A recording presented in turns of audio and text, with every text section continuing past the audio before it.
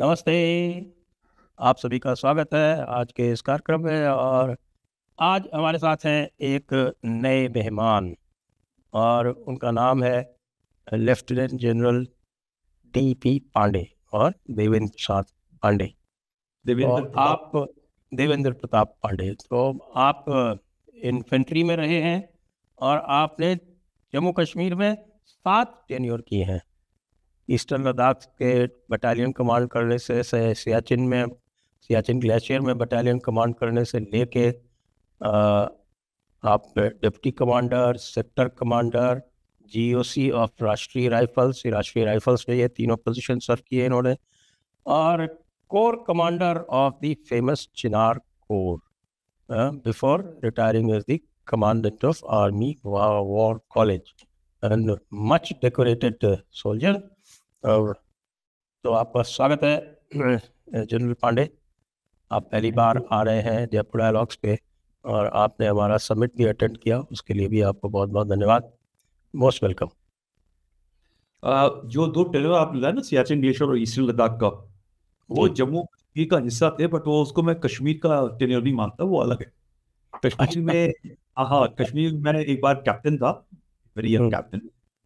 फिर उसके बाद में मैं 2 बार एज अ मेजर रहा वहाँ पर। कारगिल की जब लड़ाई चल रही थी तो गुरेज वैली के अंदर मैं वहाँ पे ब्रिगेड मेजर था, जो पूरा ऑपरेशन था एक तरफ का, not part of Kargil but on one side. But उसके ऊपर अभी मैं और अजय राणा एक किताब भी लिख रहे हैं कारगिल ऑपरेशन के ऊपर। एक अनटोल्ड स्टोरीज है। Hopefully with in a month और 2 मंथ वो किताब रिलीज हो जाएगी, बड़ी अच्छी किताब होगी। और तीसरा टेन्योर मैं वहाँ पे कंपनी कमांडर था साउथ कश्मीर में, वो भी किया है। तो वो 3 टेन्योर, और deputy commander, commander GOC of globe, ये राष्ट्रीय रैफल फोर्सेस का, और फिर उसके बाद में कोर कमांडर थी। ये टेन्योर 7 कश्मीर कश्मीर के है। मगर आप जम्मू कश्मीर डालेंगे, नॉट टेन्योर होते हैं। ओके। पुराना जम्मू कश्मीर मिला के तो फिर उसके बाद और 2 टेन्योर और हो जाएंगे। करेक्ट। करेक्ट। तो one can say you know particularly Kashmir Valley like your हाँ, like the Kashmir back of valley, your hand. या कश्मीर वैली नहीं, पूरे इंडिया का जो बॉर्डर है, Yeah. थोड़ा नॉर्थ ईस्ट को छोड़ करके Hmm. मैं अपने पाम जैसे होता ना, लकीरों की तरफ जानता हूँ, क्योंकि मेजॉरिटी ऑफ प्लेसेस मैं पैदल चला हूँ। लोग गाड़ियों में चलते अच्छा। हैं, मैं पैदल अच्छा। चला हूँ पहाड़ों में, जंगलों में, सब। राजस्थान में कहाँ रहे हैं? राजस्थान में मैंने पूरा ऊपर से लेके नीचे तक चला हुआ है। ठीक है, गाड़ियों में, पैदल, कई टेनियों पे मेरे। मैं बीचेस, और बीचेस था 10 कोर का, जो पूरा राजस्थान, आधा राजस्थान देखता है। मैं स्ट्राइक कोर के अंदर एक सीओ था, 21 कोर, जो सदर्न कमांड के इलाके को पूरा देखता था। तो ऐसे करके मेरे 3-4 टेन्योर हैं। तो ऐसी था मैं वहाँ पराक्रम में, तब मैं नॉर्थ उसमें था, क्या कहते हैं, राजस्थान में। फिर मैं एक स्क्वाड्रन कमांडर था हमारे रेजिमेंट में, तो सेंट्रल राजस्थान में था। तो राजस्थान भी मैंने पूरा देखा है, पंजाब तो खैर अच्छी तरह देखा है, जम्मू कश्मीर मैंने पता नहीं कितनी बार देखा है, जमीन से देखा है, रोड से देखा है, हवा से देखा है। तो कई बार पायलट चलते थे ना, तो मेरे साथ जब मैं कोर कमांडर था, हम्म। तो उनसे गलतियां में आती थी। मैं बिना मैप देखे बताता था कि बेटा ये गलत है आपका, ये जो दूर दिख रहा है ना, 50 किलोमीटर दूर, 100 किलोमीटर दूर, इस पहाड़ी का नाम ये है, पास का नाम ये, रास्ता ये करेक्ट।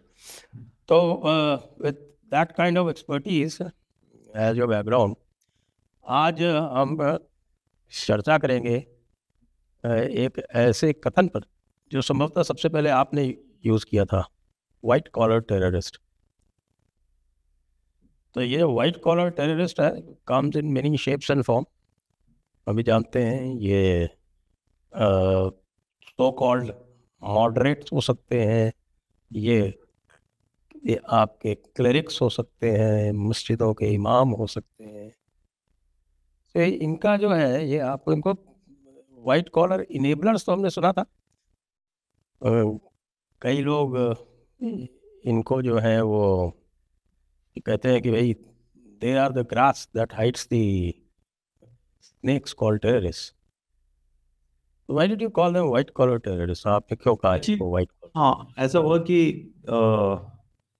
कई बार जब से मैं चलता जाता ना, तो स्पेशली जब मैं ब्रिगेड कमांडर के ऊपर जब चला हूँ, तो उसमें क्या होता है, एक ज़्यादा लार्जर ओवरव्यू मिलता है आपको क्या हो रही है चीज़ें। और मैंने ये देखा कि टेररिस्ट को मारना तो बहुत आसान था। मतलब मैं स्पेशली जब मैं थोड़ा सीनियर लेवल पे हुआ, तो बहुत कश्मीरी जो थे मेरे साथ में थे, और वो बता भी देते थे, खबरदार। मैंने कभी एक ना पैसा नहीं दिया टेररिस्ट के मरवाने के लिए। होता है ना एक लॉट ऑफ पीपल से कि ऑन पेमेंट के ऊपर होता है। बहुत कश्मीरी ऐसे थे जो उस सब चीज़ों से नाखुश थे, मगर वो हमेशा ये चीज़ बोलते थे कि सर सब तो ठीक है, ये आप टेररिस्ट तो मार देते हो, पर ये जो बंदे बना रहे हैं उनके पीछे क्यों नहीं रखते हो आप। तो मैं उस टाइम पे ना थोड़ा सा गवर्नमेंट के साथ भी उतना बातचीत नहीं होती है, जाग चांद नहीं होती है, और आपको मालूम है कि आर्मी और गवर्नमेंट के अंदर एक काफ़ी गैप होता है, ब्यूरोक्रेसी और जो टॉप लीडरशिप पॉलिटिकल लीडरशिप होती है। बट जब मैं कोर कमांडर पहुंचा, तो इसके ऊपर मैंने ज़्यादा संज्ञान दिया, मैंने बहुत ज़्यादा इसके ऊपर सोचा। और एक्चुअली में जो उसका नाम था, मैं इसको इसका नाम मैंने दिया था सफेद पोश दहशतगर्द। अ, हम्म, वो मुझे इसका कोई इंग्लिश वर्जन नहीं मिला, तो इसलिए मैं वाइट कॉलर टेररिस्ट पे आ गया, because it was much more easier for जो ये अंग्रेज लोग होते हैं ना, थोड़ा उसको समझने के लिए थोड़ा आसान था। तो मैं जब ये पहली बार मैंने एक बार मीडिया पे कहीं बोला, और वैसे अंदर तो मैं बात करता रहता था कि भाई दहशतगर्द को तो मारना बड़ा आसान है, उसकी खबर मिल जाती है, आम आदमी बता देता है। बट वो जो एक आम आदमी है, स्पेशली कश्मीर का, और कश्मीर का ही नहीं, हमारे पूरे देश के अंदर एक आम आदमी अपने मोहल्ले के रहने वाले जो सबसे बड़ा गुंडा होता है ना, जो गुंडों को चलाता है, उसका नाम नहीं लेता है भय के मारे। तो ये हम इसको कैसे डील करें।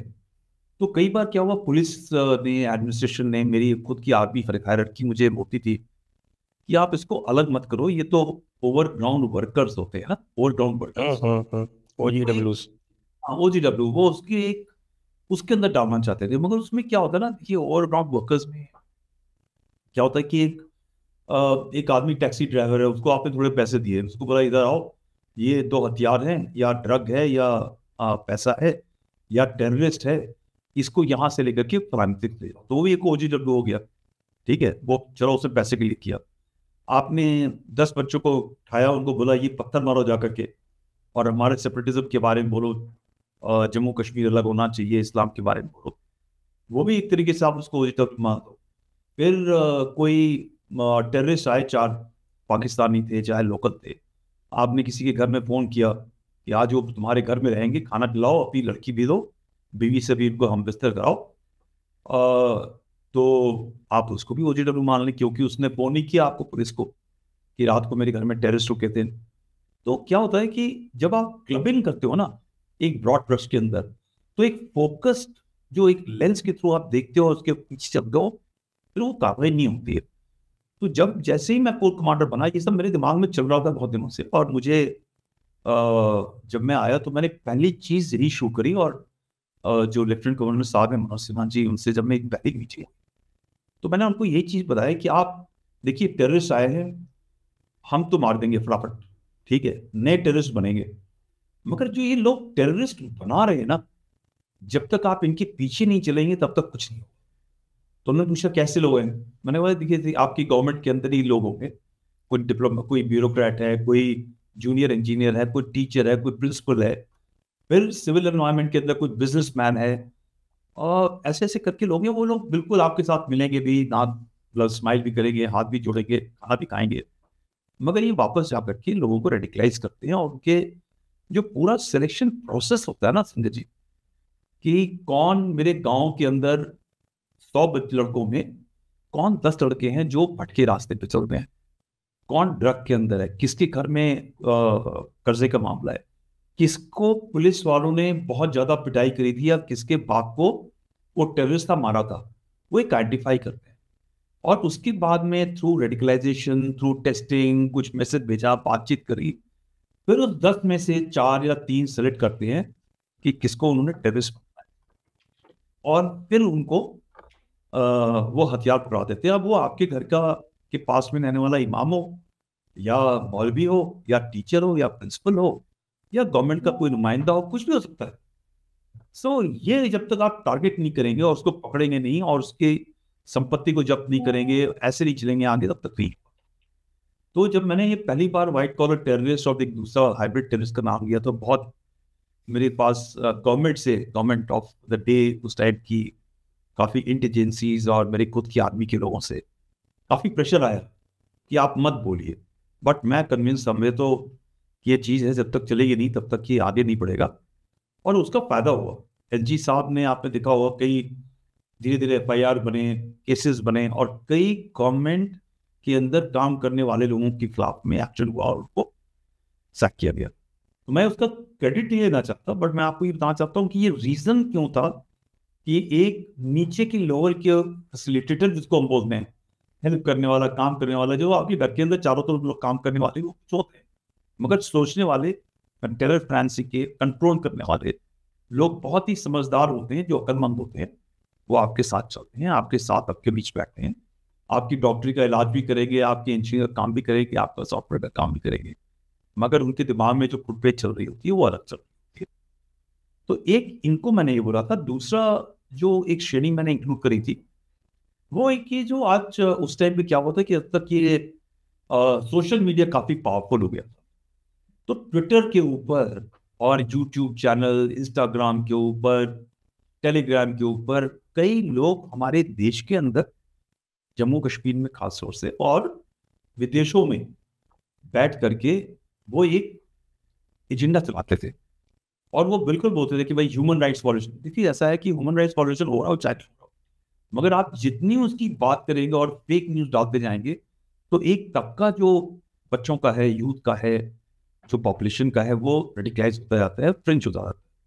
और आप लोग कई बार कहते हैं ना, सच तो सामने आ जाता है, मगर देखिए जब सच, जो झूठ है ना, हजारों बार बोला जाए तो लोग उसको सच ही मानने लगते हैं। तो वो एक जो सिस्टम था, वो एक बहुत तेज चलता था। तो एक मैंने उसको भी टारगेटिंग करने के लिए उनको भी मैंने एक व्हाइट कॉलर टेररिस्ट के अंदर, जो दिमाग के अंदर कीड़ा डालते हैं, वायरस डालते हैं, उनके ऊपर मैंने एक हमले की जो साजिश, प्लानिंग थी, वो हमने स्टार्ट करी। और मुझे बहुत फक्र है और मुझे बहुत खुशी है, मैं I take it as a matter of great pride that मेरे 6 महीने के अंदर as a go to master, Turkey से एक बंदा होता था, उसने ये बोलना शुरू किया कि ये कश्मीरियों को क्या हो गया है, ये हमारे को सपोर्ट नहीं करते, आजकल सोशल मीडिया पे नहीं आते, ये लोग कुछ बोलते नहीं है। इनफैक्ट हमारे कैंपेन चलते थे, ब्लैक डे जब वो सेलिब्रेट करते थे ना पाकिस्तान वाले, तो एक हफ्ते 10 दिन पहले ऐसा कैंपेन चलता था कि उनके जो ट्रेंड्स होते थे, ट्रेंडिंग होते थे ना, इस ट्विटर में ट्रेंड चल रहा है, हमारे मैसेजेस जो पॉजिटिव मैसेज थे वो ट्रेंड करते थे पाकिस्तान और टर्की के नीचे। तो वो जो तराने शराने थे सब बंद हो गए। तो ये जो चीजें हैं, जब तक आप आइडेंटिफाई नहीं करेंगे ना, दुश्मन, जो आपका एक बड़ा अच्छा टॉपिक था, शत्रुबोध, ठीक है जी जी जी। रियली टॉपिक, जब तक आप अपने शत्रुबोध का नहीं को देखेंगे, आपके साथ में रहने वाला आपका शत्रु है, जो आपके साथ प्लेट में बैठ के खाना खा रहा है, जिसके साथ रोका पड़ रहे हो या बेचा रहे हो या दिवाली मना रहे हो, जब तक आप उसको पकड़ेंगे, आइडेंटिफाई नहीं करेंगे ना और बोलेंगे नहीं, तब तक वो चलता जाएगा। तो इसमें एक बड़ा अच्छा मेरा ये फायदा हुआ कि जो सिविलियन पॉपुलेशन थी ना, उन्होंने टेररिस्ट के बारे में तो खबर देते थे, बट वो धीरे धीरे खुल के आने लगे और बताने लगे कि भाई जनाब, ये आदमी है जिसने ये 4 लड़कों को टेररिस्ट बनाया था, अब आप देखिए आप क्या कर सकते हैं। तो ये सब चीज़ें थी, मेरे ख्याल से मुझे ये पॉजिटिव लगा। जब मैंने ये ट्वीट किया था कि पहली बार मैंने ये अनाउंस किया था, कॉइन दिस टर्म, तो एक आध लोगों ने मुझे वो ट्वीट करके एक और भेजा मैसेज कि भाई आप फर्स्ट नहीं हो, ये 2008 में किसी ने पेपर लिखा था, उसमें व्हाइट कॉलर टेररिस्ट का इस्तेमाल किया है। तो मैंने उसको पढ़ा बड़े ध्यान से। तो अब आपको मालूम है, ट्वीट के अंदर आप जवाब देने लगे तो कोई अंत नहीं होता है। हाँ बट हाँ, वो तो लोग तो हाँ, एंगेजमेंट के लिए करते ही रहते हैं कुछ ना कुछ। बट उसमें वो था, which was basically about financing के बारे में था। It was just one line which is there. और मैंने आपको बताया कि मैं सफेद पोश दहशत गर्द, मतलब का मुझे कोई इंग्लिश अनुवाद ठीक नहीं मिला, इसलिए मैंने व्हाइट कॉलर टेररिस्ट किया। I hope I have been able to clarify. Yes yes yes. नहीं, ये जो बात आती है ना, ये जब बात करते हैं, देखिए आप कह रहे थे कि आपने अनब्रेकिंग इंडिया पढ़ी है, तो उसके एंड में मैं I am at pains to describe this phenomenon only कि भाई रूट्स तक जब तक नहीं जाएंगे, क्योंकि रूट्स कहाँ हैं, रूट्स आती हैं थियोलॉजी से। तो थियोलॉजी जो वो आतंकवादी है उसको नहीं पता होती, उसको सिखाता है कोई, उसको मस्जिद का इमाम सिखाएगा। नहीं तो अब आप ये देखें कि ये कश्मीर में उन्होंने जो वहाँ के मूल निवासी थे यानी कश्मीरी पंडित, उन तक को टॉलरेट नहीं किया, लेकिन सहारनपुर से बुला बुला के ये पूरी मौलानाओं की फौज जो है वो कश्मीर में बसाई। सहारनपुर से नहीं है संजय जी। मैंने जब मैं जीओसी था और मैं कोर कमांडर भी था, तो I must share with you, Kashmir घाटी है ना, कश्मीर घाटी के अंदर तो समझ में आता चलो आ जाओ, मगर कई जगह ऐसी घाटी पड़ी तरह, जैसे उरी है, तंगधार है, किरण है, गुरेज है, वो क्या होता है साल के अंदर 3-4 महीने वो बंद हो जाते हैं। वहाँ की पॉपुलेशन थोड़ी भिन्न है कश्मीर वैली से, और उनकी भाषा भी अलग है, और खाने पीने का थोड़ा सा रहने पहने का तरीका भी अलग है, और वो आर्मी के साथ रहते हैं, तो क्या होता है कि उनकी सोच विचार भी थोड़ा देश के साथ में बड़ी evidently large percentage, not large, I say nearly 90-95% जो है आपके साथ चलती है। तो हमारे साथ एक्चुअली जब आप एक मल्टी कल्चरल इन्वायरमेंट में, तो इस बार मद्रास की यूनिट है, उसके बाद में गुरखा की है, फिर सरदारों की है, फिर बिहार की है, तो आपकी बातचीत रहन सहन बड़ी मल्टी कल्चरल हो जाती है। और हर लड़ाई के अंदर ये लोग हमारे साथ रहे। तो इसमें क्या था कि समझ में ना ये लोग आया करते थे तमिलनाडु से, केरला से, केरला और तमिलनाडु के लोग वो दिल्ली नहीं आना चाहते ठंड के टाइम की, जब उनको इतनी ठंड लगती है, राइट। तो ये जब समर्स में आते थे वहां पर, तो ये लोग बहुत बड़े तेज थे जो लोग होते, ये कहते भाई हम तो पोर्टर का काम कर रहे हैं, और पहाड़ी है, गुजर है, और मवेशी लेकर के औरतों बच्चों के साथ में वो जंगलों में चले आते हैं। तो इनको जो ये सहारनपुर वाली जो गैंग है ना, इनको ये लोग वहां मिलते नहीं थे, they didn't want to be with them. अब क्या हुआ कि ये चटक हो गए, केरला से, तमिलनाडु से, वहां के जो मौलवी इमाम हैं, वो विंटर के अंदर, सर्दियों में जब रास्ते बंद हो जाते हैं, बर्फ लग जाती है और आप बाहर नहीं आ सकते, वो वहां पे आकर के रहते थे। अब कहते हैं कि अब आ जाओ तुम लोग, क्योंकि तो बर्फ पड़ गई है, मवेशी के ऊपर जा नहीं सकते, कोई काम है नहीं, घर के अंदर बैठे हो, अब आ जाओ नाउ। देखिए ये आप जो समझिए बात, रेडिकल नहीं होता, टेररिस्ट नहीं बना रहे आप, सडनली जो आप उनकी सोच है ना, धीरे धीरे जब आप 3 महीने चलाते हो और उनको टिक ऑफ करते हो कि तुम्हारी लड़की ने ये नहीं पहना, तुम्हारी बच्ची जो है अभी 10 साल की है, बाहर ऐसे क्यों जा रही है, तुम 5 टाइम पे नमाज क्यों नहीं पढ़ रहे, अभी आ जाओ इधर। आप जब वो उंगली करने लगते हो ना धीरे धीरे, तो गांव के अंदर भी कुछ 1-2 लोग होते हैं जिनको सडनली पावर मिल जाता है। And with in 2 years I saw the shift. एक टाइम पे जाता तो कपड़े पहनने का तरीका अलग था, और सडनली 2 साल के अंदर कपड़े पहनने का तरीका अलग हो गया। मैंने पूछा लोगों से, वहाँ के नंबरदार से, कहते जनाब हम बता नहीं सकते, बट आप तो जागते हो, पुराने हो यहाँ के, हम आपको बता रहे ये रीजन है। अब मैंने पुलिस वालों से बात करी, डिस्ट्रिक्ट अपना एडमिनिस्ट्रेशन से बात करी, हर एक आदमी का कहना था भाई सेक्युलर देश है, हम रोक नहीं सकते, बस कर लो आप सेक्युलर देश के अंदर, रेडिकलाइज कर दो आप। तो इवेंचुअली आई थिंक आर्मी के पास में उतना ही होता है कि आप ऑपरेशन कर सकते हो दुश्मन के साथ, मगर दुश्मन को चलाने वालों को आप रोक नहीं सकते। सो वही हाल हमारे गवर्नमेंट का भी है। So I'm just sharing this point with you that that is a challenge।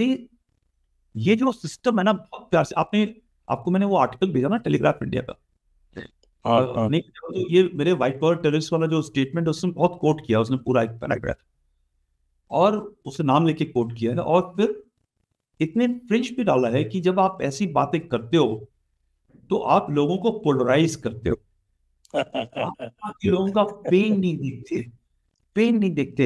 It is something like कि अगर आप ये जो डॉक्टर्स हैं उनको पकड़ोगे नहीं, ठीक है, तो यही लोग बोलेंगे कि एक्सट्रीमिज्म, रेडिकलाइजेशन बढ़ रहा है और गवर्नमेंट कुछ नहीं कर रही है। और जब आप इनको पकड़ने के लिए जाओ और बोलने के लिए जाओ, नेम एंड शेम करो, तो बोलेंगे कि आप पोलराइज कर रहे हो। तो ये आप जो गवर्नमेंट है ना, इनको इधर जीने नहीं देंगे और उधर चलने नहीं देंगे। और मैं बार बार गवर्नमेंट को ही बोलता था, मैं पुलिस को भी, इंट वालों को भी, और उधर भी जब मैं बात कर रहा था, मैं रूखे तरीके से, मैं नॉट रूखे, मैं थोड़ा ब्लंट हूं, मैं ये बोलता हूँ कि देखिए जब तक आप नहीं करेंगे तो यही लोग आपको ब्लेम करेंगे। हमने तो बुरा बनना ही है, ठीक है, इंडियन आर्मी में तो बुरा बनना ही है टेररिस्ट को मारने पर, ठीक है, मगर जब नहीं मार रहे हैं तो आप उनको कहते हो नहीं मार रहे, तो माइट एज वेल बिकम बुरा, बट मार के बुरा बनो। तो इसीलिए मेरा ये मानना है जब तक आपकी नेम नहीं करोगे ना और शेम नहीं करोगे, बुरा बनते रहो, ठीक है, आई थिंक देश के लिए सब सही है। ये जो जमात इस्लामी जम्मू कश्मीर है, आपके कश्मीर वैली में जो एक्टिव है, ये जमात इस्लामी हिंद से अलग है, और इसने अपना जो कुछ भी था वो जमात इस्लामी पाकिस्तान से लिया था। इसकी सारी प्रेरणा जिसको बोलते हैं, इंस्पिरेशन, सारी उसकी जमात इस्लामी पाकिस्तान की। और पहले दिन से, यानी शेख अब्दुल्ला ने ही उसको लाके एक तरह से बसाया था वहाँ पे, और पहले दिन से उसका यही था कि अब पूरी तरह से इसको इस्लामी मुल्क बनाना है, इस्लाम नाफिज करना है, जो वो कहते हैं अपने कुरान और हदीस में। वो उन्होंने बड़े सक्सेसफुली किया, और इनको निकाला भी। पंडितों को निकालने में जमात इस्लामी के अलग अलग जो हिस्से हैं, इंक्लूडिंग हुर्रियत कॉन्फ्रेंस भी मेरे हिसाब से तो एक एक्सटेंशन ही है जमात इस्लामी जम्मू कश्मीर। और उसके बाद आप देखें कि इसको जब 370 हटाया गया और इसको बैन किया गया, तो जमात इस्लामी तो बैन हो गई, लेकिन जमात इस्लामी के जितने भी मदरसे थे वो बदस्तूर चालू है। मदरसे नहीं है, प्राइवेट स्कूल्स हैं संजय जी, पूरी सर्टिफिकेट मिलता है सब चीज का वहां पर, ठीक है, और उसको आप बंद नहीं कर सकते, because you're in democracy, you can't do all this. यही जो फायदा है। और मैं आपको ये थोड़े से समय के बाद, 10 मिनट बाद में आपको, मैं जमात इस्लामी का आपने जो बात बताई है ना, I will tell you what is the story as per my appreciation, and they are the biggest contributor through these schools to that white collar terrorist। जब 90s के अंदर जब उन्होंने रियलाइज किया कि हम जीत नहीं सकते, क्योंकि जो स्टेट है, स्टेट की जो ब्यूरोक्रेसी है, जो उसको बोलते हैं सिस्टम बोलते हैं, स्टेट का जो सिस्टम है वो अभी करप्ट नहीं है, तब उन्होंने ये स्कूल खोले, ठीक है, और ये स्कूल खोले गए समवेयर अराउंड मिड इन 90s, और वहां से लोगों को पढ़ा करके, तालीम दे करके, एंड देन इनको सिस्टम के अंदर एजुकेशन के बाद में दे दिया गया या जॉब्स दी गई। और कई जॉब्स तो आई डोंट नो आपको पता है कि नहीं पता है कि, बट गिलानी साहब का फोन गया, इसको नौकरी मिलनी चाहिए कश्मीर एडमिनिस्ट्रेटिव सर्विस के अंदर, इसको बाद में मिलनी चाहिए, इसको जुडिशरी में मिलनी चाहिए। वो पर्ची के ऊपर लिखा जाता था, इंटरव्यू नहीं होता था, वो पावर होती थी उनकी, राइट। आपका ये नहीं कि रिटर्न का एग्जामिनेशन हुआ, इंटरव्यू हुआ और फिर सिलेक्शन हो रहा है, तो ये लोग बिठाए गए, एंड देन धीरे धीरे नीचे से जब आदमी उठता है तो 10-12 साल में, 20 साल में आज वो किस किस ओहदों पे होंगे वो आप सोच सकते हैं। तो पुलिस पकड़ के ले जाएगी किसी टेररिस्ट सपोर्टर को, सेपरेटिस्ट को, तो उसको जुडिशियल कस्टडी नहीं मिलेगी, उसके खिलाफ में एफआईआर दर्ज करना मुश्किल हो जाएगा, उसको जेल में डाल करके रखना मुश्किल हो जाएगा। You know that corruption of the system from with in was started by Jamaat Islam, and very benign। मतलब आप मेरे से मिलते थे लोग, उनके जो टॉप लीडरशिप है, और नहीं हम तो देखिए, हम तो बिल्कुल मानते हैं, तो पीस की बात पढ़ाते हैं, सब है, और हम तो देश को मानते हैं, हम तो इलेक्शन लड़ना चाहते हैं, अब हम इलेक्शन के अंदर हिस्सा लेंगे। जो कश्मीर की जो पॉपुलेशन है ना, जितना वो जमात इस्लामी से डरती है, वो आप उसका अंदाजा नहीं लगा सकते। बट वो जो भय है, भय ही पावर में तब्दील, पावर और भय दोनों साथ चलता है, राइट। और जमात इस्लामी अलग क्यों हुई, जमात इस्लामी हिंद से? वो इसलिए अलग हुई to show that we are different and we are not part of larger Bharat. तो कई बार जो बाकी भारत के जो मुसलमान हैं, उनको ये समझ नहीं आता कि ये गेम क्या था। एक गेम ये था ड्युअलिटी का। कोशिश, जैसे आपने बताया ना, कोशिश ये थी कि हम इंडिपेंडेंट रहेंगे, हमारा इंडिपेंडेंट मुल्क होगा, और अगर नहीं हो सका तो हम पाकिस्तान के साथ मिल जाएंगे। तो पुराने ज़माने में तो लोग समझते थे मेरे ख्याल से। तभी आप देखते हो कि जब कश्मीर में कोई प्रॉब्लम होती थी तो बाकी देश के अंदर कोई एक्शन नहीं होता था, और बाकी देश के अंदर कोई मुस्लिम्स का कोई प्रोग्राम चलता था या कुछ प्रोटेस्ट वगैरह होते थे, उसके अंदर कश्मीर वाले कोई उसके अंदर हिस्सा नहीं करते। टू डिटैच्ड एक्टिविटी, और वो अभी भी काफ़ी हद तक डिटैच्ड है, बिकॉज जम्मू कश्मीर की जमात इस्लामी है वो बिल्कुल डिस्टिंक्ट है, उनका रोल ओरिएंटेशन बिल्कुल एक अलग रास्ते के ऊपर है। तो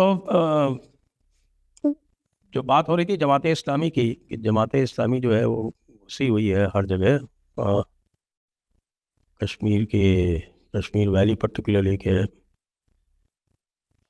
हर, जिसको कहें हर छिद्र में। तो 370 के बाद में जो एक्शंस हुए हैं, do you think they were adequate या मोर और less cosmetic? India It's a loaded question. Which was not to answer if you want. नहीं आए ठीक है, ऐसा है। फिर आप जब लोग I don't know, you are if you are aware, people didn't want me to go to, मुझे कश्मीर नहीं भेजना चाहते थे, ठीक है। अच्छा। हाँ, क्योंकि मैं बहुत ही ब्रूटल और थोड़ा सा साफ बात करता हूँ, और इसी चीज के लिए मुझे कश्मीर के लोग भी बहुत मानते हैं, प्यार भी करते हैं, बिकॉज उनको मालूम है कि उनके दिल की बात जो है कोई बोलने वाला है तो ये बंदा है बोलेगा। मैं एक ना कई बार टॉक्स में, सेमिनार्स में और यूट्यूब मतलब लाइव डिबेट्स के अंदर मैंने ये चीज़ बोली है, जम्मू कश्मीर के अंदर, एंड आई थिंक अगर हम इसको स्पैंड करें पूरे वर्ल्ड में भी, अपने देश में भी, जो जमात इस्लामी जो है ना, वो एक वेब है, वो एक कपड़ा है, ठीक है। उसी कपड़े के उस वेब के ऊपर आप एक पॉलिटिशियन बना दीजिए, आप एक ब्यूरोक्रेसी बना दीजिए, एक बिजनेस वाला आदमी बना दे दीजिए, कुछ बना दीजिए, और पब्लिकली उनसे, उनके साथ में सोचने वाला जो है आपके सामने जब आएगा तो वो पॉलिटिकल पार्टी का, आपने नाम दिया शेख अब्दुल्ला जी का, सो जो थॉट प्रोसेस है, अलाइनमेंट तकरीबन 70-80% अलाइनमेंट सेम है, राइट। आप किसी भी पार्टी को, वो कम्युनिस्ट पार्टी के भी जो लोग हैं वहां पर, जो टेक्निकली भगवान नहीं मानते, यू नो, भगवान नहीं है, वो सब इसी चादर के पिरोए हुए, राइट।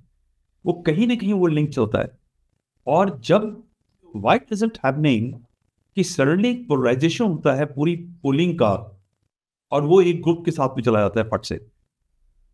क्यों ऐसा है कि बीजेपी वहां पर वोटिंग नहीं पा सकती? बिकॉज ये जो सिस्टम है ना, वो पूरा जमात इस्लामी का कंट्रोल है। भले ही जमात इस्लामी जब वो पार के लिए खड़ी होगी इलेक्शन के लिए, उसको 1% 2% भी वोट मिलेगा, राइट। वो जो वोटिंग है वो पॉलिटिकल पार्टी को जरूर मिल जाएगी, मगर इनको ही मिलेगा। बट ये सब के सब उससे थ्रोइंग, बहुत कम लोग हैं जो इनसे हट के। उसके 2-3 रीजन है। एक तो देखिए, रिलीजन तो है ही, you know, you can't help it, after all religion is an entity जिसकी बिना पे लोग चलते हैं, वो फेथ होता ही होता है। मगर एक बड़ा एंटिटी भय का भी है। वो जो भय है कि हमको, अगर हम इनके साथ नहीं चलेंगे, इनकी बात नहीं मानेंगे, इनको रिस्पेक्ट नहीं देंगे, तो हमें हो सकता है सोसाइटी से अलग करना पड़े। और ये शहरों की बात नहीं है, ये धीरे धीरे गांव से चलती है। एक्चुअली कश्मीर, जम्मू कश्मीर के अंदर अगर आप श्रीनगर भी जाएंगे, तो श्रीनगर में जो सोच और रख रखाव है वो भी रूरल माइंडसेट वाला है। It is not, it looks very progressive, मगर essentially it is rooted into a village kind of environment. और विलेज के अंदर अगर आपको आदेश मिला कि आज सबने प्रोटेस्ट के लिए जाना है, और अगर आप प्रोटेस्ट के लिए नहीं जाएंगे या जुमे की नमाज पे नहीं जाएंगे, तो आपको के बारे में कोई ना कोई एक्शन हो सकता है, राइट। सो एक वो जो भय है ना इनके पास, पॉलिटिकल पार्टीज के पास जो लीडरशिप है, वो भी बैठ चलता है। तो ये दोनों बैठ करते हैं एक दूसरे के साथ में। दूसरा, इनकी अलाइनमेंट चलती है। जब वोटिंग होगी तो कभी नेशनल कॉन्फ्रेंस जमात इस्लामी के पास चला जाएगा, और इनकी बार्टरिंग होगी। वो होगा कि चलो ठीक है, तुमको हम इस बार वोट दिला देंगे, तो पावर में आओगे, बट मेरी ये जो हमारी 3-4 चीजें शर्तें मानी पड़ेगी। अब कुछ दिन के बाद में पीटीपी का नंबर आ जाएगा, पीटीपी वाले बात करेंगे, फिर मालूम चला कि पीटीपी वापस there's a fatwa kind of thing happens, which happens at the groundswell level. और ये जो शिफ्ट है और कंट्रोल है पोलिंग बूथ के अंदर और इन सब चीजों के अंदर, वो बड़ा कंट्रोल्ड होता है। लोग बैठ के मारे एक तरह से वोट होते हैं, बिकॉज उनको ये लगता है कि शायद अगर मैंने पोल इधर उधर कर दिया तो इनको मालूम चल जाएगा और हम क्या करेंगे गांव के अंदर, वो तो बिल्कुल अलग थलग कर देंगे। So it's a very dangerous element. I will never ever trust Jamaat Islami. उनका एक और भी बड़ा अच्छा तरीका है, दे डोंट हैव, जो टॉप लीडरशिप होती है उनकी, वो हर साल चेंज होती है। तो ऐसा नहीं है कि आज आपको लीडर बने तो अगले 15 साल 20 साल आप ही टॉप मैन रहेंगे। तो ये जो पावर है ये सबके साथ घूमता है सबके पास, right, at the local level, higher level. So there is a very shared power control structure which is there in this thing, and it's very extremely dangerous. They virtually control 90% of activity of all radio activities in Jammu and Kashmir, जहाँ जहाँ पे भी population थोड़ी सी इनकी high है, right? So it's a, I will never trust Jamaat Islam. They can never be of your देश। एक बात ये भी कही जाती है कि 370 हटने के बाद जो एक बहुत सारे एलिमेंट्स जो अंडरग्राउंड चले गए थे, उसके बाद भी जो एलजी एडमिनिस्ट्रेशन था उसने उन्हीं सॉफ्ट सेपरेटिस्ट के, या जिनको वाइट कॉलर टेररिस्ट कह रहे हैं हम, उन्हीं के साथ में वापस समझौता करने का प्रयास किया, जिसको बोलते हैं ना विनिंग द हार्ट ऑफ जिहाद। अब विनिंग द हार्ट ऑफ जिहाद is something that can never work, we know from history. देखिए, मैं जो मनोज सिन्हा जी को मैंने बहुत क्लोजली देखा है 1.5 साल, राइट, उसके बाद लेकर he will never shake hands, right, और वो एक बड़ा अजीब किस्म का वो काम करते हैं। मैंने उनसे पूछा भी 1-2 बार कि भाई ये लोग कुछ हैं थोड़े से बड़े सही रास्ते पे आना चाहते हैं। कहते नहीं सर पांडे जी, ऐसा है कि जो देश के खिलाफ एक बार हो गया फिर हम नहीं करना चाहते। मगर इंडियन स्टेट की बात करें, LG is just one element in Indian state. उनके नीचे कई और तंत्र लोग आते हैं, और आप समझ रहे हैं मैं किसकी बात कर रहा हूँ। वो तंत्र जो है 70-80 साल से इनके साथ में पड़ा हुआ है, और इस तंत्र का, जैसे अमेरिका का लोगों ने बेवकूफ बनाया ना, और अमेरिका का पाकिस्तान भी बेवकूफ बनाता जाता है। हमें समझ नहीं आता है कौन किसका बेवकूफ बना रहा है, बट एक्चुअली में अगर आप देखें तो आपको समझ में आएगा कि ये बड़ा एक जो सिस्टम है बहुत डिसेप्शन वाला सिस्टम है। और हमारे जो तंत्र है, खासतौर से हमारी इंटेलिजेंस एजेंसीज हैं, उनको ये लगता है कि हम बातचीत करके इनको हम अपनी तरफ करें, नेक्स्ट टू इम्पॉसिबल, राइट, प्यार से, मोहब्बत से, पैसा देके, पावर देके, इकोनॉमिक एम्पावरमेंट देके, जॉब्स दे करके हम इनको अपनी तरफ करेंगे। ये जब तक, याद रखिए, और मैं इसको बहुत there is a thing called smart power, right, fear and lure दोनों साथ चलता है। जब तक इनके ऊपर देश के तंत्र का फियर नहीं होगा तब तक ये आपके खिलाफ चलते रहेंगे, और जिस दिन इनको थोड़ा सा मौका मिलेगा ये एकदम से कोजी अप हो जाएंगे, नहीं, हम तो देखिए आपके साथ चलते हैं, आप थोड़ा सा हमको स्पेस दीजिए, अब चलेंगे। और जो आम जनता है ना, वो देखती है ये चीज, वो बार बार ये देखती है कि यार ये जो बंदा है जिसको हम सब जानते हैं, and government of India knows कि ये एंटी नेशनल है, और ये उनके साथ में कोजी अप करती है और इनके साथ चलती है, इनके साथ में शेक हैंड करती है। जब यासीन मलिक के साथ में प्रधानमंत्री हाथ मिलाएंगे तो जाहिर है कि यार हर एक आदमी चाहेगा कि मैं टेररिस्ट बच जाऊं, 4 एयरफोर्स वालों को गोली मारूं, 50 और लोगों को कत्ल कर दूं, उसके बाद में मैं आ जाऊं कि मैं तो अच्छा इंसान हूं, आप मेरे साथ मिल जाओ, थैंक यू सो मच, और मुझे पॉलिटिकल पावर भी मिल जाएगी। तो ये जो हमारा दो तरफा रवैया है ना, हम समझ नहीं पाते इस चीज को कि ये जो चीज है वो चेंज नहीं होती, वो तभी चेंज होगी। आफ्टर ऑल ये सब चीजें इनके दिमाग में गई कैसे हैं? वो एक हार्ड तंत्र चलाता है इनको इस तरह जमात इस्लामी वाले रास्ते पे के। तो एलजी साहब तो ही इज एन एडमिनिस्ट्रेटर ना, ही इज नंबर 1। वो कितना नीचे तक पोस्ट कर लेंगे जब आपकी जो एक दिल्ली के अंदर एक लार्ज कम्युनिटी है जो इधर ब्रीफिंग होती है कि नहीं ठीक है, हाथ मिला लो, अच्छे लोग हैं, शायद सुधर जाएंगे। नहीं सुधरेगा नहीं। सुधरने के लिए उनको बोलो कि यार आप ऐसा है 10,000 तिरंगा लेके चलो और सामने खड़े होकर के आओ और बताओ, देश का नारा लगाओ। वो नहीं करना चाहते। तो यस, थोड़ा सा आपको I will not blame UT government पर से, because UT government also is run through controls of larger levers. Compromise नहीं हो सकता उनके साथ। जी, ये तो देखने में आ रहा है ना, क्योंकि वही एलिमेंट्स जो है वो सारे के सारे जो है वो गैंगअप होके और एक वक्त पे एक हिसाब की वापस, जब इलेक्शन नहीं भी हुए थे तब भी प्लानिंग हो रही थी कि साहब उमर अब्दुल्ला का बना दें। एक हमारे वो पुराने हैं, वो दुल्लत साहब, उनका डॉक्ट्रिन चलता है, दुल्लत डॉक्ट्रिन। दुल्लत डॉक्ट्रिन का मतलब है you can by the jihadis of, और वो अभी भी बीच बीच पे जो है वो सरफेस कर जाता है। तो ये जो हम देख रहे हैं ना बीच बीच में, ये इतने दिनों तक आपने you stopped it from spreading to the rest of India for almost 11 years, लेकिन आपने जो रूट था उसको टच नहीं किया, तो वो फिर से हो गया। जब कमरे के अंदर 2 बच्चे होते हैं ना, 4 बच्चे होते हैं, उसमें से एक बच्चा बाबा रोता है और आप उसको चॉकलेट देते हो और उसको दे दो, तो बाकी 3 बच्चे हैं वो कहते हैं यार हमें तो चॉकलेट मिल नहीं रहा, मिल इस बच्चे को रहा है, टेंशन मिल रहा है। सो मैं भी क्यों अच्छा बच्चा बन के रहा हूँ, मैं भी वो रोने वाला बच्चा बन जाऊँ। सो ये जो दुल्लत साहब की डॉक्ट्रिन है ना, ये अमेरिका में फेल हो गई, पूरी दुनिया में फेल हो गई है, और वो यहाँ भी फेल हो गई।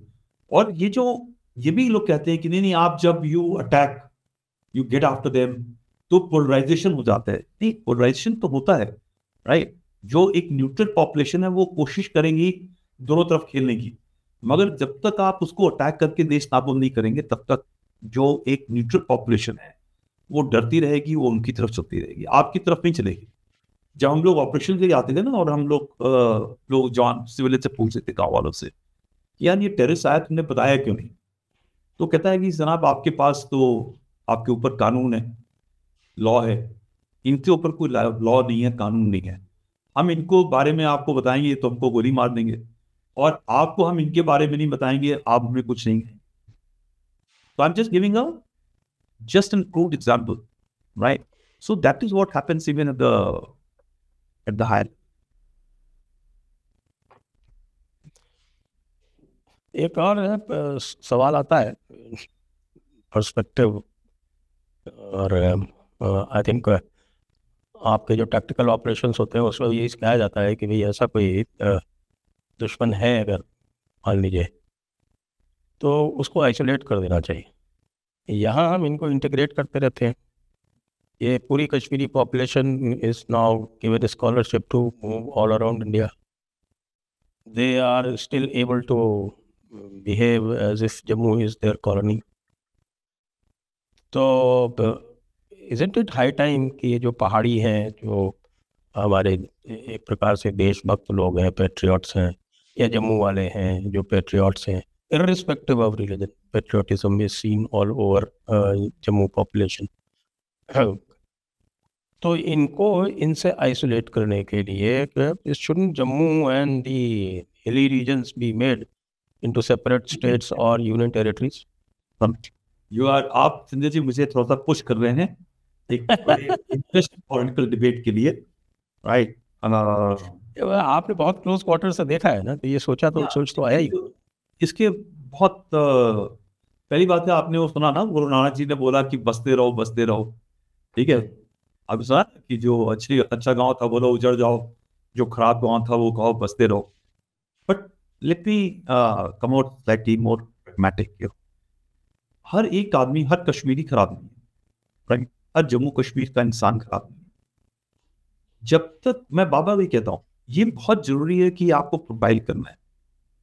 You can't just give everybody a benefit. और कई बार क्या होता है ना, वो लोग आते हैं कि भाई हम तो सुधर गए, अब हमारे को आप गवर्नमेंट जॉब दे दीजिए, हम तो अच्छे हो गए। The problem is the moment you are honouring, और आप जो है ना किसी को अवार्ड दे रहे हैं, तो जो एक आम आदमी जो मेहनत से खेत के अंदर काम कर रहा है, चुपचाप पढ़ रहा है, गलत रास्ते पे नहीं जा रहा है, स्टोन पेंटिंग भी नहीं कर रहा, कोई भी गलत काम नहीं करता, इसके ऊपर कोई FIR भी नहीं है, आप उसको निगलेक्ट कर देते हो, और ये हमारी इंडियन स्टेट की बहुत बड़ी खामी रही है।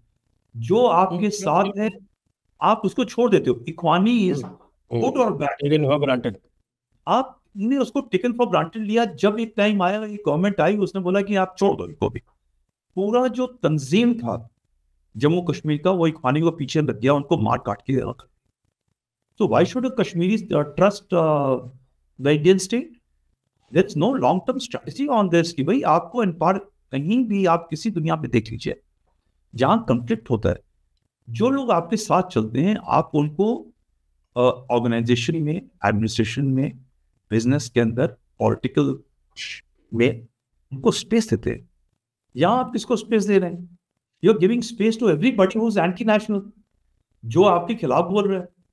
आप उसको मेंबर ऑफ पार्लियामेंट लेकर के आ रहे हैं, वो यहाँ पे आपके मुंह के अंदर ही is just spitting into your face and we are smiling about it. We can't do much more because that is how हमने इंडियन डेमोक्रेसी बना रखी है। वी आर नॉट चाइना और सो मेनी अदर कंट्रीज जहाँ पे आप ये बोलोगे और आपको जेल में डाल देंगे, कोई कुछ पूछेगा ही नहीं आपको। So you know this weakness of our system, मैं ये कह रहा हूँ कि कम से कम ये तो होना चाहिए यार। आपने अगर कोई काम गलत हमारे देश के खिलाफ में किया है तो आपको आपके साथ में वही ट्रीटमेंट होगी, और आपके बच्चे हैं 4, वो देश के साथ चलना चाहते हैं, they will get the benefit, मगर आपको वो बेनिफिट नहीं मिलना चाहिए। तो जब तक दिस डजंट हैपन, ये चेंज नहीं हो पाएगा। और याद करें वो इख्वानी थे जिनको बड़े मतलब मैं तो दर्शक किया गया था और उनको अबैंडन कर दिया इंडियन स्टेट। अबैंडन नहीं बाद किया, से तो फिर कौन आएगा आपके साथ? उनको मरवा दिया। और जो टेररिस्ट थे, सो कॉल्ड टेररिस्ट, सरेंडर में एक वो एनकरेजमेंट मिला कि आप सबको बता दो 4-4 लाख रुपए देंगे और हथियार छोड़ दो, पिस्टल दे दो, जॉब भी दे देंगे। तो एक टाइम आया कि जो सरेंडर टेररिस्ट है वो मुझसे मिलते थे, कहते हैं मुझे तो सब गवर्नमेंट जॉब नहीं मिली। अरे भाई आपने सरेंडर करा है, आप मेहनत करो और देश के साथ अपना काम करना शुरू करो। Why should you get a benefit of being a terrorist and getting a job? तो वो जो इंसान है जो टेररिस्ट नहीं बनना चाहता था, जिसके ऊपर पूरा जुल्म हुआ, ये तो अभी आज आप ये देखिए कि इतनी मेरी बातचीत के बाद और कितनी बार मैंने इस चीज के बारे में बात करी, जो टेररिस्ट के मारे हुए लोग थे उनको अभी 3-4 महीने के बाद, 3-4 महीने पहले, 30-35 साल के बाद उनकी फैमिलीज को बुला करके एक्नॉलेज किया गया। Isn't it a big fault of Indian state? Why our home ministry and everybody who's involved? But वही बात है कि जब आप ये हमारी इंटेलिजेंसीज दुल्लत साहब के ऊपर चलेंगे ना, तो दुल्लत साहब ने आपको वहीं लेके जाना है पाकिस्तानी के गोद के अंदर, कि आप पाकिस्तानी को पैसे दे दो, वो आपके साथ हो जाएंगे। पाकिस्तानी पैसा लेने के बाद में चाइनीज के साथ नहीं, सबसे बड़े तगड़े बिजनेसमैन और पकड़ने वाले ना चाइनीज हैं और अमेरिकन हैं। पाकिस्तानी ने उनका बिकू बना रखा है, सऊदी का बिकू बना रखा है, और आप जा रहे हो वो पाकिस्तानी की गोदी में खेलने के लिए। How can you shake hand with terror? How can you shake hand with anti national? You may talk, you must talk in the jail, right, and see if they change. But I may be wrong. I may be radical thinking in my this thing. But Dullat and people like them, the way they talk, and you imagine he has been a top intelligence head, और वो ये सब presided over a number of disasters, and now also he is revealing names. He is revealing the जो उनके पीछे की बात हुई है भाई, जो इंड के बाद में मेरी बात हुई थी या किसी सोर्स के साथ बात हुई है, मैं यहाँ पे आकर के उसके सोर्स का नाम लिख के बात करूं तो मेरी तो जवानी किसी काम की नहीं रही। How can anybody trust Indian intelligence agencies, जिसका बॉस बाहर जाकर किताब लिख रहा है और सब कुछ एक्सपोज कर रहा है, रानी के साथ किताब लिख रहा है, ISI chief. I think it's and then why should the Indian state be trusted? जो दुल्लत जैसे आदमी को कोर्ट मार्शल करके जेल में डालना।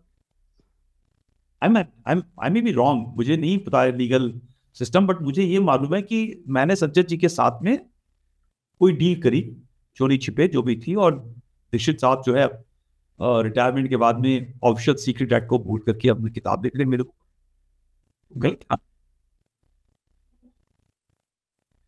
अच्छा, अब ये इसी को थोड़ा सा पर्सपेक्टिव में लें, और ये जो रिसेंट हमारा जो दिल्ली बॉम्ब ब्लास्ट हुआ, how could it have been prevented? नहीं देखिए, ये ना दो तीन चीज़ें मैं आपको बताना चाहता हूँ। बहुत ज़्यादा अगेन मीडिया के अंदर बड़े दिग्गज लोग बात कर रहे हैं कि इसको डिक्लेयर नहीं करना था, बहुत जल्दी डिक्लेयर कर दिया।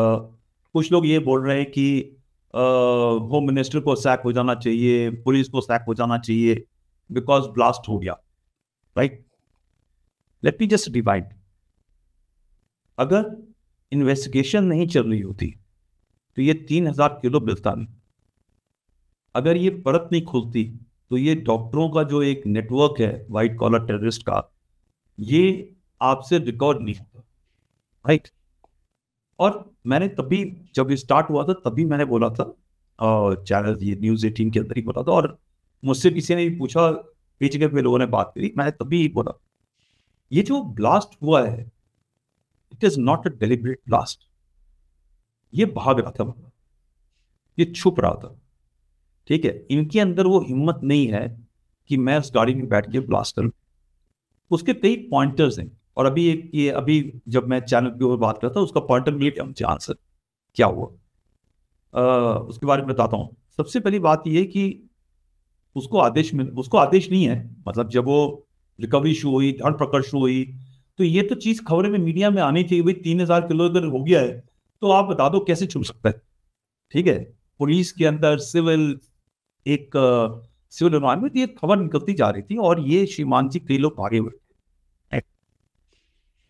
और अगर हम इसके बारे में जैसे इन्वेस्टिगेशन नहीं लाती और ब्लास्ट हो जाता, ठीक है, तो लोगों ने कहना होता कि अगर बता दिया होता तो हम लुकआउट पे होते।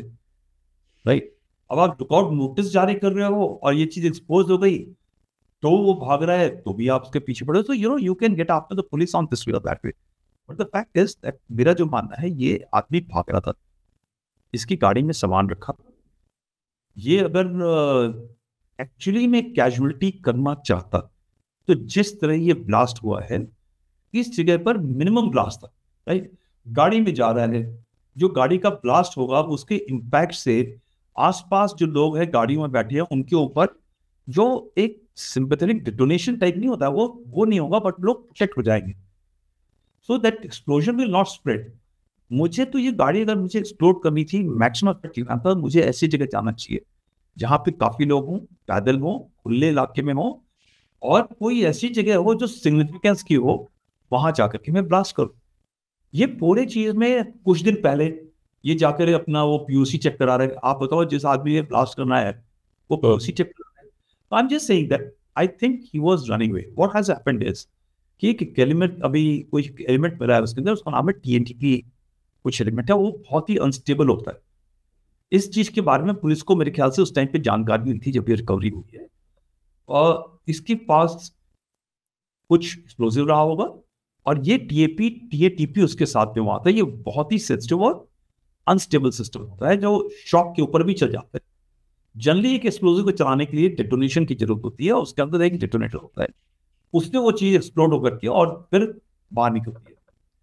कोई छर्रे नहीं है, कोई कुछ नहीं है, सिर्फ जो डेथ हुई है वो आग से या ब्लास्ट की इफेक्ट से हुई है। जब आप आईडी लगाते हो, जब आप इस सब चीजों की करते हो, तो ये सब ये तैयार हो। तो मुझे लगता है कि इसके पास सामान था, ये सब चीजें थी, वो एक जगह से लेकर दूसरी जगह आ। अगर पुलिस इसके पीछे नहीं होती, ये भाग नहीं रहा होता, तो मुझे लगता है कि जो हमारी ये लॉसेस 8 या 9 10 लॉसेस हुई हैं, इसके बदले में ज्यादा लॉसेस होती, कैलिब्रेटेड होती। अगर पुलिस इनके पीछे नहीं लगी होती, इंटेलिजेंस से पीछे नहीं लगी होती, तो ये 3,000 किलो नहीं मिलता। और जब ये डेलिबरेटली कहीं एक्शन होता तो आप मैथमेटिक्स लगा दीजिए कि कितने ठिकानों के अंदर और की क्या तजवीज थी, क्या प्लान था, क्या हादसा होता। 2011 के बाद कोई अटैक नहीं हुआ है। राइट, ये भी अटैक नहीं है, ये एक ब्लास्ट है which is because of whatever reason. ये मेरा मानना है, लोग उससे कितना भी डिसएग्री करें, I have got enough experience, I am putting my experience on table. Right, ये जो नौगाम पुलिस स्टेशन में जो ब्लास्ट हुआ, और उसमें जो एफएसएल की टीम सैंपल ले रही थी और उस टाइम पे ब्लास्ट हो गया, तो दैट आल्सो इंडिकेट्स कि यहाँ पर कुछ इसमें ऐसा कोई एलिमेंट था। करेक्ट, या दैट मस्ट बी देयर। देखो ऐसे है ना, अभी ये जवाब मैं बता रहा था अभी, just on television, lot of people are saying PFF पीएफएफ ने कर दिया होगा, उसने, सब कुछ पॉसिबल है जब तक इन्वेस्टिगेशन पूरी कंप्लीट नहीं होती, सब कुछ। बट जो मेरा मानना है, अच्छा रात को 12 बजे क्या कर रहे थे, सैंपल ले रहे थे, यही चीज आप ये देखो प्रेशर कितना है पुलिस के ऊपर और इसके ऊपर। मैं ये मानता हूं कि अगर वहां पे एफएसएल की टीम नहीं होती, FSL is totally independent of the police and intelligences and everything, वो एक सिविलियन काइंड ऑफ एनवायरमेंट है।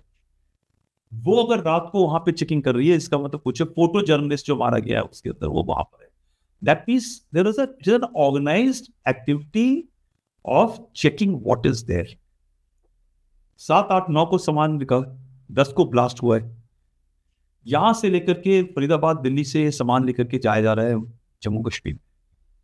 मेरे ख्याल से ये आज कल परसों के अंदर ये सामान पहुंचा होगा, 3000 किलो का सामान है। स्टैंडर्ड प्रोटोकॉल है, ये आज से नहीं हो रहा, पिछले 30-35 साल नहीं, 70-80 साल से जहां की रिकवरी होती है वो पुलिस थाने में जाती है वहां पर।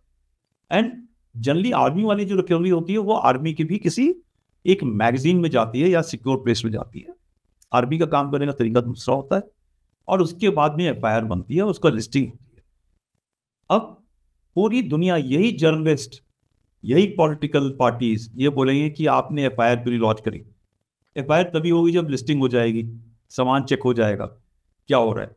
सो I am sure, and when you work in these areas, आप ऑफिस एरिया टाइम पे नहीं काम करते, आप 24 घंटे काम करते हो। सुबह 4 बज रहे, 5 बज रहे, 10 बज रहे, चल रहा है, because every recovery will lead to a lead which is now getting to catch the next guy. क्या सामान है, क्या लिंक है, let's look at the pressure which the DGP, IGP, the entire system must be that they were working to get further leads and leads, right? तो ये जो हो रहा होगा उसमें मुझे यकीन है कि ये जो TATP चीजें, this is something very very new, मुझे नहीं पता था इसके बारे में। I'm not totally an explosive expert, but I was not aware of this TATP stuff. ये कुछ होगा वहां पर। ये TATP है, TADP है? TATP बोला था उसने मेरे ख्याल से, तो पैरा क्या है ये? ट्राई एसीटोन ट्राइपेरोक्साइड, क्या? तो ये क्या आपको लगता है कि ये भी, क्योंकि एफएसएल की टीम चेक कर रही है और एक्सप्लोजन हो जाए, तो इसका मतलब ये TATP उसमें साथ में वही रखा हुआ होगा? और and you can well imagine 3000 kilo का सामान है, सामान ट्रकों से आया है, लोड होकर के अनलोड हो रहा होगा, रखा होगा, किस हिसाब से रखा होगा, you can well imagine. I am sure there may be some faltering at the very very low level, कुछ ना कुछ हुआ होगा। बट ये सब चीजें होती हैं। You are talking of a conflict area, आप कितनी पुलिस कर लीजिए, these things happen. Very sad loss, बहुत मुझे दुख है जो लोग वहाँ मारे गए हैं, but unfortunately everything is not so easy to be explained. Got it. I think we have to be extra careful, not only extra careful, ये जो narrative बना रखा है ना कि साहब कि हम जो है इनको ऐसे हैंडल कर सकते हैं without going to the roots, वो तो has never happened. आप देख सकते हैं ना क्या अमेरिका में क्या हुआ, 26/11 हुआ और उसी ने एक जिहादी सिंपैथाइजर को इलेक्ट कर दिया न्यूयॉर्क में। तो पूरा केयरफुल प्लानिंग है, कितनी सोच समझ वाले लोग हैं, तो बहुत सारी दुनिया वहां पढ़ी लिखी है, ठीक है। So the biggest mind, the best minds, ये जो स्ट्रेटेजिक डिसीजंस लिए थे अपने कॉलेजेस स्कूल्स में पढ़ाने का, माइग्रेशन का, सब कुछ का, आज वो उस मार को झेल रहे हैं, ठीक है। अब आप बात करें पुलिस स्टेशन के अंदर कैसे चेक होना चाहिए, क्या होना चाहिए, किसको कहाँ बैठना चाहिए, कितने दस्ताने लगने चाहिए, कैसे क्या लगना चाहिए, कितनी जल्दी होना चाहिए, फास्ट होना चाहिए, तुरंत होना चाहिए, जो उन्होंने लिखना है, बोलना है, टेबल के ऊपर, चेयर के ऊपर बैठ करके वो हर किस्म का इल्जाम लगा सकते हैं। वो करने वालों से पूछिए, I have been a practitioner, मुझे मालूम है कि इट्स नॉट सो इजी। अभी एक डीजीपी का स्टेटमेंट आया है, वो मैं देख रहा हूँ. This process was going on for the past 2 days by the FSL team. And due to the unstable and sensitive nature of the recovery, the sampling process handling was being done with extreme caution by the FSL team. However, unfortunately, during this course last night around 11:20 p.m., an accidental explosion has taken place. मुझे नहीं बताओ ना संजय जी कि कोई जरूरी है, मतलब जब मैं I have handle explosives a lot, जब मैं मतलब 15-20 years I've been handling explosives. You think that everybody wants to get blown up or something? No, never. तो जो पुलिस वाला है, जो एफएसएल की टीम है, वो सब पूरे सोचे समझे आंसर करे. There must be something which has gone wrong, which unfortunately there can't be any answer now. But ये तो क्रेडिट दे देना चाहिए भाई, वो बेचारे 24 घंटे लगे हुए काम करने के लिए. आप उनको वो देखो, आप don't start looking at it and start Poynting fingers at them. ठीक है, करेक्ट. तो अब आज की चर्चा को यहीं पर विराम देते हैं. आपका बहुत बहुत धन्यवाद जनरल पांडे, और हम आगे भी इन्हीं विषयों पर निश्चित रूप से मिलते रहेंगे. सभी दर्शकों को भी बहुत बहुत धन्यवाद. जय हिंद, जय भारत, वंदे. Thank you.